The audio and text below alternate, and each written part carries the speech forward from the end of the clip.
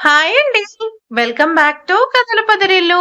ఈ రోజు story ఆరగంట్ husband, episode number 109. కథను రచించిన వారు చిన్ను గారు, వాయిస్ మీ శ్వేత. ఇక ఆలస్యం ఎందుకు, వెంటనే కథలోకి ఎంటర్ అయిపోదాం. హలో, ఏంటి టెన్షన్ పడుతున్నావు? వీడియో చూసావా? ఇప్పుడు ఈ వీడియో కానీ హర్షకి దొరికితే ఆన్ ద స్పాట్ నువ్వు అవుట్. అది కాకుండా ఉండాలంటే నువ్వేం చేయాలో తెలుసుగా అంటూ పెద్దగా నవ్వుతాడతను. అతని నవ్వుకి కోపంతో పెద్దగా అరుస్తాడు విపుల్. రేయ్, నువ్వెవరో నాకు తెలీదు, కానీ తెలిసిన రోజు నా మ్యాగజైన్ మొత్తం నీ బుర్రలో దించేస్తాను. కూల్. ఇప్పుడు నువ్వు అరవకూడదు నాన్న. అరిస్తే ఈ ప్రూఫ్స్ పోలీసులకి అండ్ మెయిన్ గా హర్ష దగ్గరికి వెళ్తాయి. అసలే నువ్వు చేసిన దానికి హర్ష నీ మీద పీకల వరకు కోపంగా ఉన్నాడు. దీనికి కూడా నువ్వేనని తెలిస్తే నిన్ను వదిలేస్తాడు అనుకున్నావా అంటూ అతను నవ్వుతూ, అర్జెంటుగా 10 lakhs రెడీ చెయ్యి, ఎక్కడికి ఎలా రావాలో చెప్తాను అంటూ కాల్ కట్ చేసేస్తాడు. విపుల్, ఏమైంది? ఏమంటున్నాడు? ఏమైనా తెలిసిందా లేదా అంటూ కంగారుగా అడుగుతాడు చిత్రంజన్. డాడ్, 10 లక్షలు కావాలంటున్నాడు అంటూ అసహనంగా అంటాడు విపుల్. విపుల్, ఒక పని చెయ్యి. అది కూడా సరిగ్గా చేయలేదు. నువ్వు ఆ శ్రావణిని హత్య చేయడం క్లియర్గా వీడియో తీసి మనకు పంపాడు. ఇదే వీడియో ఇంకెవరికైనా వెళ్తే ఏంటి పరిస్థితి? ముందు ఆ మనీ ఇచ్చేస్తూ వాడెవడో తెలుసుకొని వాడంతా చూసైనా సరే ఆ ప్రూఫ్స్ కలెక్ట్ చేసుకో అంటూ చిత్రంజన్ అనగానే, ఓకే డాడ్ అంటూ విపుల్ మళ్ళీ ఆ వీడియో చూస్తూ, అందులో శ్రావణిని బలవంతం చేయడం, అలానే శ్రావణి వెళ్లి గోడకు తగిలి అక్కడే కళ్ళు తిరిగి పడిపోవడం ఉన్న వీడియో చూస్తూ, ఈ వీడియో ఎవరు పంపించారు? ఆ కరణ్, తార ఆ టైంలో అక్కడ లేరు. డమ్మీ బాడీ కోసం వెళ్లారు. వాళ్ళు అయ్యే ఛాన్స్ లేదు. మరి ఇదంతా చేసిందెవరు? ముందు అది తెలుసుకోవాలి అనేసి గట్టిగా అనుకున్నాడు విపుల్. హర్ష గారు, ఫీల్ అవుతున్నారా? మీ కొడుకు ఒకటే కొడుతున్నాడు. ఆవ్ ఇక్కడ అంటూ జానకి హర్ష చేయి తీసుకుని జానకి బంపై పెడుతుంది. Did you feel this Janaki? ఎంతో ఆనందంగా అడుగుతుంది. తన బేబీ టచ్ ఫీల్ అవుతూ హర్ష అలానే కళ్ళు మూసుకున్నాడు. అక్కడ ఉన్నది మిస్టర్ హర్షిత్రం యాటిట్యూడ్ గా బాబ్ కాబట్టి తన కళ్ళల్లో వచ్చే నీళ్లను బయటికి రాకుండా ఆపేస్తున్నాడు. తన ఎమోషన్స్ అన్నీ కూడా కంట్రోల్ చేసుకుంటూ చిన్నగా నవ్వుతూ జానకి బంపపై కిస్ చేస్తాడు. హర్ష గారు, ఇదేం బాలేదు. మీకు మీ కూతురు మీ కొడుకంటేనే ఇష్టం, నేనంటే కాదు అలగగా బుంగమూతి పెడుతూ అంటుంది జానకి. జానకి చేష్టలకు చిన్నగా నవ్వుతూ, అలా కుళ్ళుకోకే కుళ్ళుపోతూ, కడుపుతో ఉండి కుళ్ళుకుంటే లోపల నా కొడుక్కి కూడా కుళ్ళొస్తుంది. జానకి ఒడిలో తలపెట్టి జానకి బుగ్గ మీద ముద్దు పెట్టి, ఇప్పుడు హ్యాపీ కదా అంటూ నవ్వుతాడు. హా, హ్యాపీ. ఇప్పుడే చెప్తున్నా అంటూ హర్ష జుట్టు పట్టుకొని లాగుతూ, మీకెవరైనా కూడా నా తర్వాతే, అది గుర్తుపెట్టుకోండి హర్ష గారు. జెలసీ క్వీన్, నా గుండెలపై ఎవరున్నా నా గుండెల్లో నువ్వే ఉంటావు జాను. హా, ఈ గుండెలపై కూడా ఉండేది నేనే హర్ష గారు అలకగా అంటూ హర్ష గుండెలపై ముద్దు పెట్టి, నాకు చాలా ప్రశాంతంగా ఉండే ప్లేస్ ఇక్కడే హర్ష గారు. మీ కూతురైనా కూడా నా తర్వాతే. దానికి అసలే అన్ని బాబు పోలికలు, అర్థమైందా? దబాయిస్తూ అంటుంది జానకి. జాను అని ప్రేమగా పిలుస్తాడు హర్ష. చెప్పండి హర్ష గారు. కడుపుతో ఉన్న వాళ్ళకి అది కావాలి ఇది కావాలనేసి చాలా కోరికలు ఆశలు ఉంటాయంట. నువ్వెందుకు నన్నేం అడగవు? నీకేం కావాలో అడుగు జాను.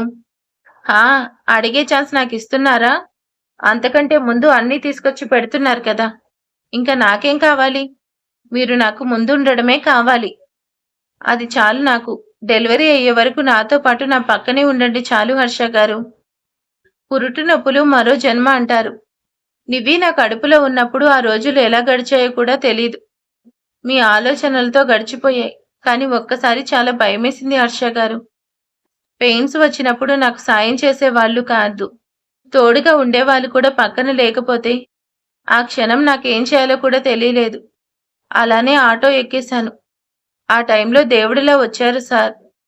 నేను మన బిడ్డకి కూడా చూస్తాననుకోలేదు హర్ష గారు. నాకేమన్నా అయితే అదొక్కటే అనాథలా ఉండాలనే భయం. కళ్ళు తెరిచే వరకు నరకం. అలాంటి నరకం నాకొద్దు హర్ష గారు. మీరు నా పక్కనే ఉంటారు కదా. జానకి అడిగిన దానిలో తను చేసిన తప్పులు హర్షకి తెలుస్తుంటే జానకిని అలానే చుట్టుకుపోయి ఉంటాడు. జానకి పొట్టపై తడికి జానకి హర్షను లేపుతూ ఎందుకు ఏడుస్తున్నారు అంటూ కంగారుగా అడుగుతుంది. అంటూ నవ్వుతూ నేనేం ఏడవడం లేదు జాను. నీకు నేను బాధపడితే నచ్చదు కదా అంటూ జానకిని గుండెలకు హత్తుకుంటూ చాలా తప్పు చేశాను జాను. సరిదిద్దుకోలేని తప్పు చేశాను. ఇప్పుడు తెలిసినా కరెక్ట్ చేసుకోలేను. నిన్ను బాధ పెట్టకుండా చూసుకోవడం తప్ప ప్రేమిస్తూ బాధ పెట్టడం మేబీ నేనే చేశాననుకుంటా. సారీ జాను. ఎవరి ముందు తగ్గడం అలవాటు లేని నేను నీ ముందు పాతాళంలోకి వెళ్ళిపోయాను. నీ ప్రేమే నన్ను బ్రతికించింది.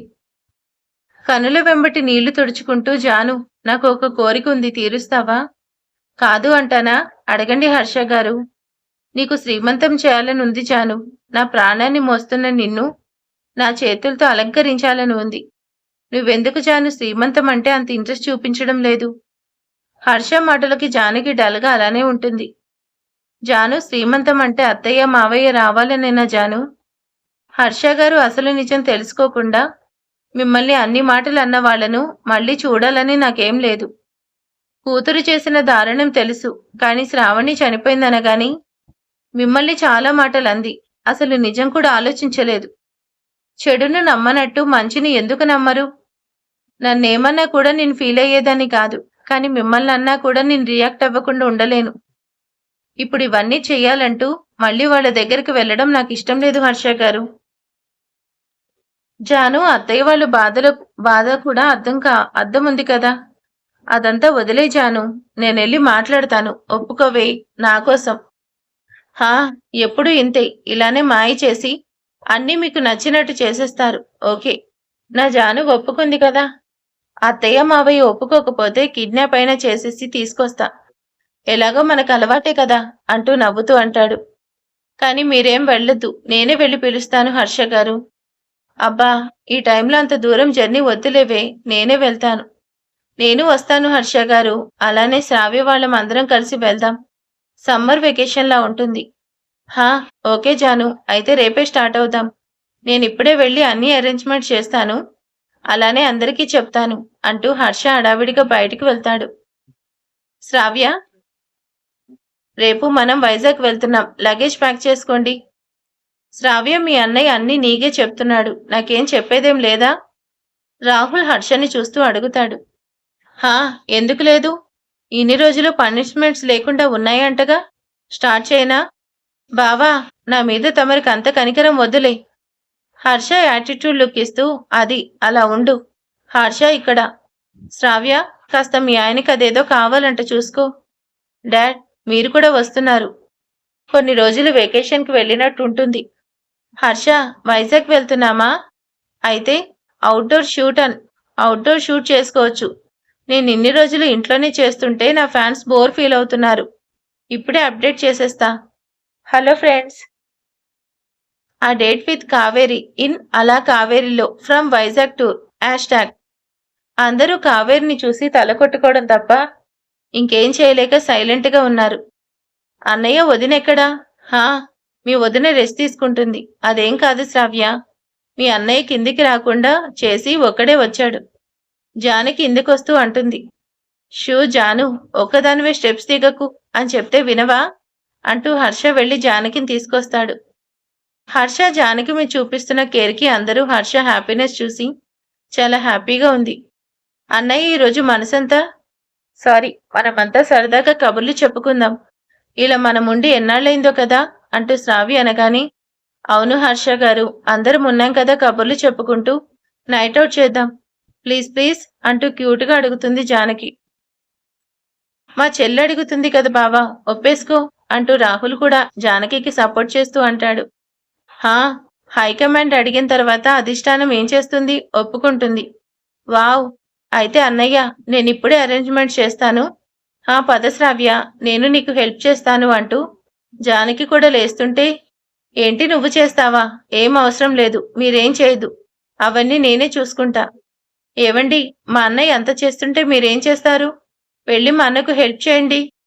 హా, మీ అన్నయ్య అంటే మా చెల్లి కడుపుతో ఉంది కాబట్టి చూడలేక హెల్ప్ చేస్తా అన్నాడు. నేనెందుకు చేయాలి? నేనేం చేయను. హా, మా అన్నయ్య వర్క్ చేస్తే నువ్వు ఖాళీగా ఉంటావా? చాచా, అన్న చెల్లెలిద్దరూ ఇద్దరే, చస్తున్నాం. చేయక చస్తానా? చేయకపోతేనే చస్తాను. చాక్లెట్. చింటూ నన్ను మట్టిలో పడేశాడు. ఆడుకొని అలసిపోయి వచ్చిన నివి హర్ష ఒళ్ళోకి చేరుతుంది. మావయ్య అంటూ చింటూ లోపలికొస్తాడు. చింటూ ఒళ్ళంతా కూడా మట్టి కొట్టుకుపోయి ఉంటాడు. ఒసేయ్, నువ్వు పడ్డావా లేదా చింట్లు గాండి పడేశావా? జానకి అడుగుతుంటే నివి హర్ష ఒళ్ళో మొహం దాచేస్తుంది. అత్త, నివితో నేను ఆడుకోను, నన్ను కొట్టి పడేసొచ్చింది ఏడుస్తూ పప్పీ ఫేస్ పెట్టి అంటాడు చింటూ.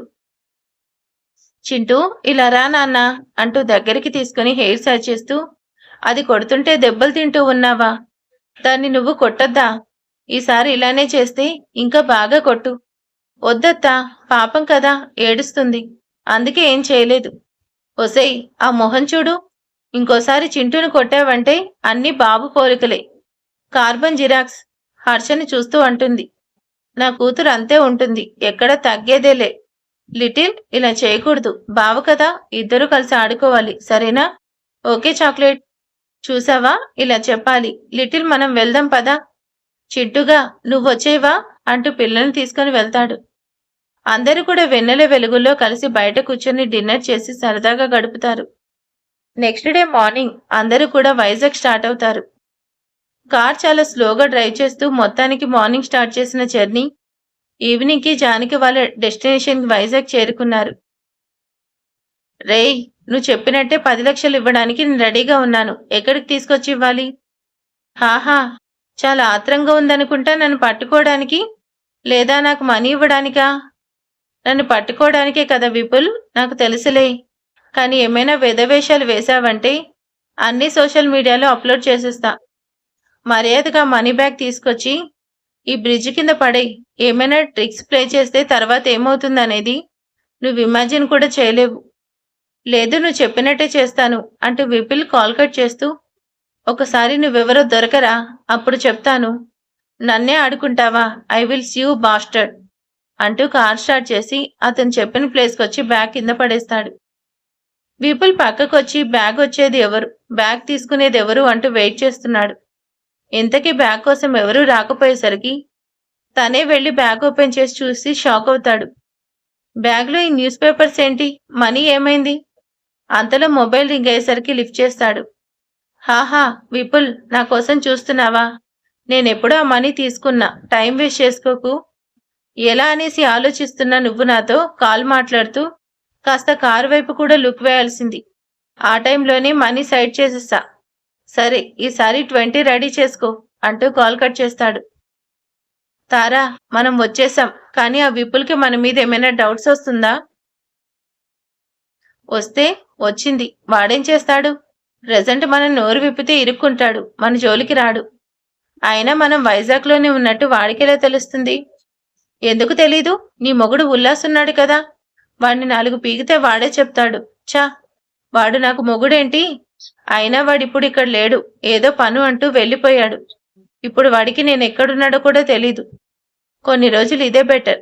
హర్షని పెళ్లి చేసుకుని లైఫ్ లీడ్ చేయాలనుకుంటే వాణ్ణి నాకు కట్టిపెట్టాడు. అమ్మాయి కనిపిస్తే ఆగడు, అలాంటి వాణ్ణి నేను పెళ్లి చేసుకున్నానా? అదేంటి ఉల్లాస్, అలా ఏం కనిపించలేదు కదా? ఆహా, అదంతా కూడా హర్ష ఇచ్చిన కోటింగ్ మహిమ. జానకి జోలికి వెళ్లేసరికి హర్షను దగ్గరగా చూశాడు, ఇలా మారిపోయాడు. ఇప్పుడు వాణ్ణి గుర్తు చేయకు, ఇక్కడ మనకి ఇలాంటి ప్రాబ్లం ఉండదు కదా తారా అనగానే, ఆహా, ఇది నా గెస్ట్ హౌస్. పైగా వైజాగ్ అంత తేలిగ్గా ఎవరికీ తెలీదు, హ్యాపీగా ఎంజాయ్ చేయొచ్చు. Karan, you losing your words. Mind it. నేను ఇక్కడికి ఎంజాయ్ చేయడానికి రాలేదు, నా టైం బాలేకొచ్చాను. టైం కలిసి వస్తే ఆ జానకి హర్ష అంత చూడ్డానికి వచ్చాను. వాళ్ళు అక్కడ ప్రశాంతంగా ఉంటే నేను ఇక్కడ ఇలా ఉన్నాను. జానకికి దాని కడుపులో బిడ్డను వదలకూడదు, అప్పుడే నా పగ చల్లారేది. జాను, ఈ మధ్య నువ్వు నాలాగా తయారవుతున్నావు. అంత ఇగో ఎందుకు? మీ అమ్మ నాన్నే కదా, ఏం కాదు, ఒకసారి మాట్లాడు. అలా మూడీగా ఉండకు, అత్తయ్య మావయ్య ఫీల్ అవుతారు. ఏమో హర్ష గారు, ఎంత మర్చిపోవాలనుకున్నా కూడా ఈరోజు ఆ రోజు అమ్మా నాన్న మాటలు మాత్రం మర్చిపోలేకపోతున్నా. ఈ రోజుకి అలానే చెవుల్లో వినిపిస్తున్నాయి. ఇప్పుడు కూడా మీకోసమే వచ్చాను కానీ నాకు చూడాలని, కలవాలని కూడా లేదు హర్ష గారు. నిజ నిజాలు పక్కన పెడితే కూతురు కడుపుతో ఉందని తెలిసి కూడా రాకుండా ఉన్నారు. ఇప్పుడు మనం వెళ్ళడం అవసరమా అనిపిస్తుంది. హా, చాలా అవసరం ఉంది జాను. నా భార్యకి అన్ని యాజ్ పేర్ రూల్ జరగాలి అనుకుంటున్నా. అంటే మా అత్తమామ వచ్చి వాళ్ళ కూతురికి శ్రీమంతం చేయాలి కదా. ఆహా, అయితే మీ అత్తమామతో మీరే మాట్లాడండి, నేనేం మాట్లాడను అంటూ జానకి మూతి తిప్పేస్తుంది. ఇదంతా నిజమేనా జాను? ఇప్పుడు కబుర్లు బానే చెప్తారు కానీ అమ్మా నాన్న చూడగానే ఏ ఆడపిల్లకైనా ఎవరు గుర్తుకురారు. తను ఓ కూతురే అనేసి మాత్రమే గుర్తొస్తుంది. వాళ్ళని చేరిపోతుంది. నువ్వు కూడా అంతేనే హర్ష గారు. హా, నిజమే. జాను మూతి తిప్పుకున్నా కూడా అదే నిజం అంటూ కార్ జానకి వాళ్ళ అమ్మ వాళ్ళ ఇంటి ముందు ఆపుతాడు. జాను, కేర్ఫుల్, కోపంగా ఉండకు అంటూ హర్ష వచ్చి హెల్ప్ చేస్తూ జానకిని కిందకి దించుతాడు. జాను, బాగా అలసిపోయినట్టున్నావు, ఏమైనా తాగుతావా? జ్యూస్ ఇవ్వనా అంటూ కారులో చూస్తున్నాడు.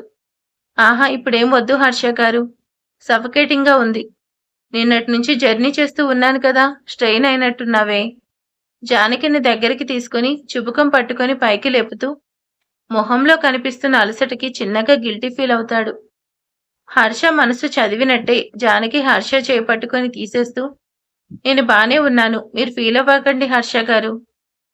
నువ్వు బానే ఉన్నావన్నా నీ ముఖంలో తెలిసిపోతుంది జాను. త్వరగా వచ్చి పని చూసుకొని వెళ్ళిపోదాం పదా అంటూ జానకిని తీసుకొని లోపలికి వెళ్తాడు మెల్లిగా నడిపించుకుంటూ.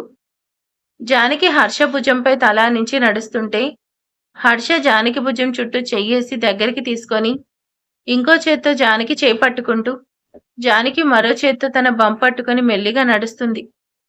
నెలలు దగ్గర పడే కొద్దీ జానకి నిండుగా ఉంటే తన పక్కనే తన కలలను నిజం చేసే తన కలలు కన్న రాజకుమారుడు చెయ్యి పట్టుకొని ఆనందాలన్నీ కూడా తన సొంతమే అన్నట్టు జానకి మొహంలో క్లియర్గా కనిపిస్తుంది. రవికుల రఘురాముడు మీదిల నగర జానకి సమేతంగా వస్తున్నట్టు ఉంది. వాళ్ళిద్దరిని అలా చూస్తున్నా కళ్ళకు. ఇప్పుడు నన్నెవరు అనేసి అడుగుతారా ఏంటి? నా వల్ల కాదు చెప్పడం, నేను చెప్పలేను. అన్నీ నేనే చెప్పేస్తే ఇంక మీరెందుకంట? ఎవరబ్బా కళ్ళు? ఏదో డౌట్గా ఉంది. హర్ష జానకిని తీసుకొచ్చి వచ్చి ఆ ఇంటి ముందు కాలింగ్ బెల్ ప్రెస్ చేస్తాడు. జానకికి అంతవరకు కోపం అన్నా కూడా అమ్మ అనే పాసం జానకికి డౌన్ చేసేస్తుంది. ఒకవైపు హర్షనన్న మాటలకు తనని చూడాలి అనిపించకపోయినా కూడా ఏదో పాసం అంతవరకు వచ్చేసరికి చూడాలని జానకి మనసుని లాగేస్తుంది. అప్పుడే డోర్ ఓపెన్ చేసుకుంటూ హరికృష్ణ వచ్చేసరికి జానకి తన ఎమోషన్స్ కంట్రోల్ చేసుకుంటూ చూస్తుంది. హరికృష్ణ తన ఎమోషన్స్ పైకి కనిపించనివ్వకుండా తన కంగారుని కప్పిపుచ్చుకుంటూ మామూలుగా ఉన్నట్టు కనపడ్డానికి ట్రై చేస్తున్నాడు. మావయ్య బావున్నారా? ఏంటి మమ్మల్ని లోపలికి కూడా పిలవరా అంటూ నవ్వుతూ హరికృష్ణని పలకరిస్తాడు. హా, రండి, మిమ్మల్ని ఇక్కడ ఒక్కసారిగా చూసేసరికి కంగారు పడ్డాను అంటూ ఇద్దరిని లోపలికి తీసుకొచ్చి కూర్చోపెడతాడు. జానకి, బావున్నావా తల్లి అంటూ నిండుగా ఉన్న జానకిని చూస్తూ కళ్ళు చెమర్చుతాడు. జానకి అంటూ వాళ్ళనే మాటకు అంతవరకు ఉన్న పట్టు బికం మొత్తం వదిలిపోతుంటే బావున్నాను నాన్న అంటూ చీరబైన గొంతుతో అంటుంది. ప్రేమకు క్షమకు ప్రతిరూపం అంటే మీరే జాను అనుకుంటూ ప్రేమగా జానకిని చూస్తాడు. మావయ్య, అత్తయ్య లేరా అంటూ హర్ష చుట్టూ చూస్తూ అంటాడు. హా, లక్ష్మి అంటూ తడబడుతూ లక్ష్మి ఉంది బాబు అంటూ అనేలోపు లక్ష్మి గారు కూడా బయటకొస్తూ ఉంటారు.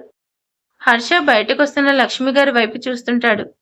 లక్ష్మి అల్లుడు కూతురు వచ్చారు అంటూ హరికృష్ణ అనగానే లక్ష్మి అక్కడికొస్తూ జానకి, బావున్నావా? నాతో మాట్లాడవా? ఆ రోజు ఏదో కోపంలో అనేశాను. అల్లుడు గారు, ఆ రోజు జరిగిన దానికి నన్ను క్షమించండి. అయ్యో, పర్లేదు అత్తయ్య, నేను ఆ విషయం అప్పుడే మర్చిపోయాను, మీరంతా మర్చిపోండి. ఇప్పుడు మేము ఎందుకు వచ్చామంటే జానకికి శ్రీమంతం చేయాలనుకుంటున్నాం. పుట్టింటి వాళ్ళ దగ్గరుండి చేస్తే బాగుంటుంది కదా, అందుకే మీకోసం వచ్చాం. మీరే జానకికి శ్రీమంతం జరిపించాలి. ఇద్దరు ఒకరి మొహాలు ఒకరు చూసుకుంటూ ఉన్నారు. మావయ్య, అరేంజ్మెంట్స్ అన్నీ కూడా నేనే చూసుకుంటాను, కానీ మీరు అమ్మా నాన్నలుగా పక్కనే ఉంటే చాలు. జానకికి నేను చెయ్యాలనుకున్న ఫస్ట్ సెరమనీ నా హ్యాపీనెస్ కోసం కాదు అనకండి మావయ్య.